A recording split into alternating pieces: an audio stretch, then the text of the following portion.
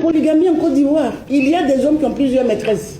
Dites les choses avec leurs mots. Il s'agit de personnes qui se sentent contrariées par la fidélité dans le ménage. C'est des choses tellement simples. Le mariage, c'est le mariage qui est une option. Vous choisissez de vous marier ou pas. Mais quand on n'est pas capable de se marier, on n'y va pas. Et la question de la polygamie, ce n'est pas une question de tous les jours, de tout le monde. C'est une question de possédant, je m'en excuse. Les gens qui se bagarrent pour que la polygamie soit de mise, vous êtes convaincus qu'un demandeur d'emploi serait capable de nous prendre toutes les trois là comme coépouses? Il y a la monétarisation de la relation sexuelle. Ça suffit de faire les hypocrites.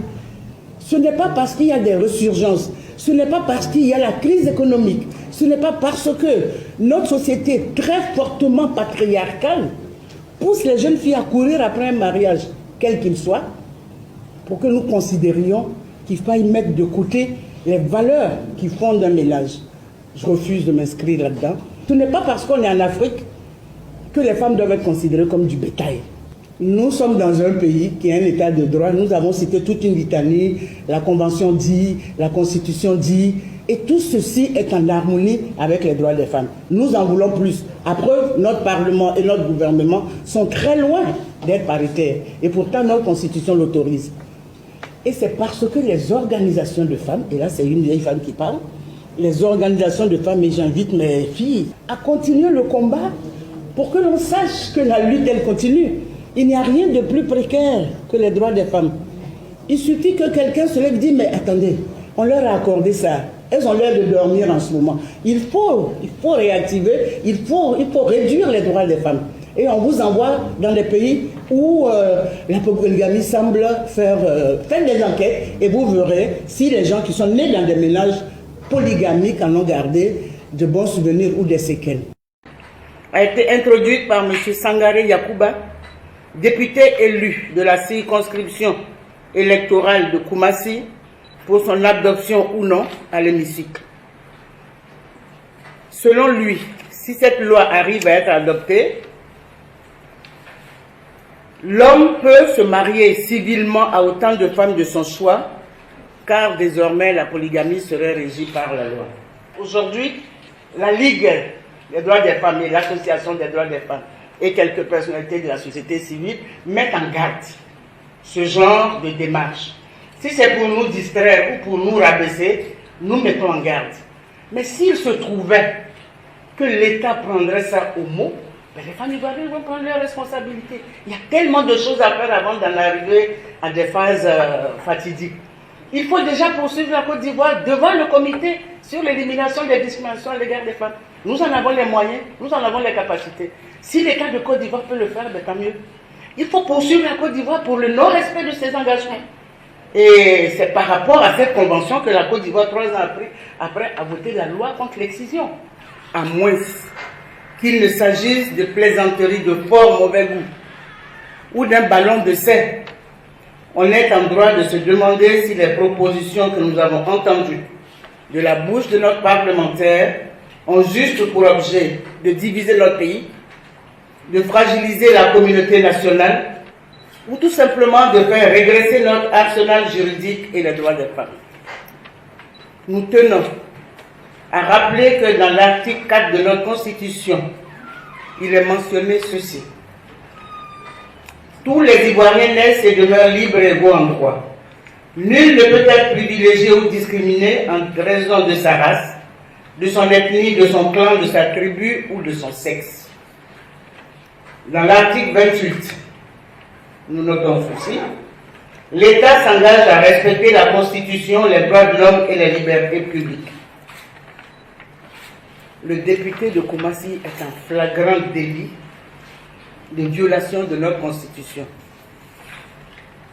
Notre patrie, la Côte d'Ivoire, dans le souci d'améliorer les droits des femmes, avait déjà commencé en 1995, à la veille de la conférence des Nations Unies à Beijing, ratifier la Convention sur l'élimination de toutes les formes de discrimination à l'égard des femmes.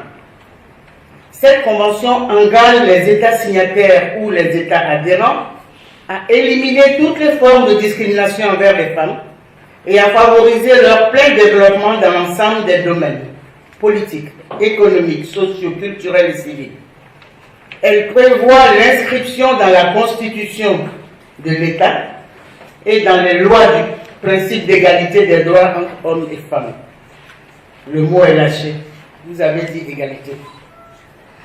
La Convention sur l'élimination des discriminations à l'égard des femmes traite aussi des droits civiques, notant que les parties États aux pactes internationaux relatifs aux droits de l'homme ont l'obligation d'assurer l'égalité des droits de l'homme et de la femme dans l'exercice de tous les droits économiques, sociaux, culturels, civils et politiques.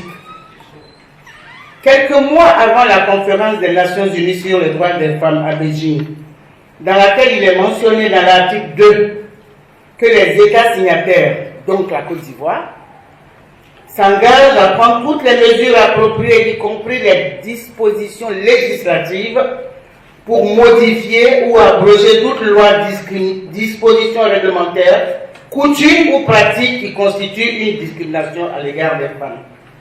On pourrait, à l'entendre de ce propos, dire de monsieur le député qu'il a sûrement dû mal lire l'article 2 de cette convention signée par la Côte d'Ivoire. Et je reprends. Il est important que nous puissions dire à M. Sangaré que la Côte d'Ivoire s'est engagée à prendre toutes les mesures appropriées, y compris des dispositions législatives, donc des lois, et il est bien placé pour le comprendre, pour modifier, abroger toute loi, disposition réglementaire, coutume ou pratique. La polygamie est visée, on parle de pratique, qui constitue une discrimination à l'égard des femmes.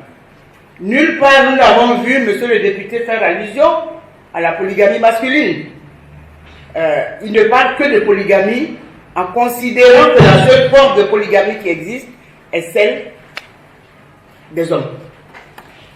Le protocole de Maputo 2003 est un protocole international de l'Union africaine qui amène les États signataires à garantir les droits des femmes, y compris le droit de participer au processus politique, l'égalité sociale et politique avec les hommes. Trop de souffrances sont vécues.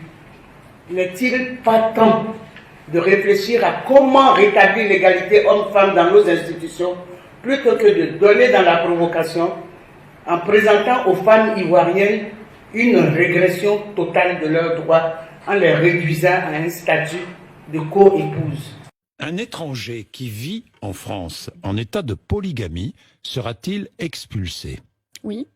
Oui. Oui, absolument. Là aussi, ça va être dans la loi. Absolument. Gérald Darmanin et moi, nous inscrirons dans la loi cette mesure qui veut que désormais, d'abord, nous ne donnerons plus de titre de séjour à une personne qui arrive d'un pays étranger et qui est en situation de polygamie. Nous considérons que la polygamie est contraire aux valeurs de la République. La polygamie est interdite par la loi en France.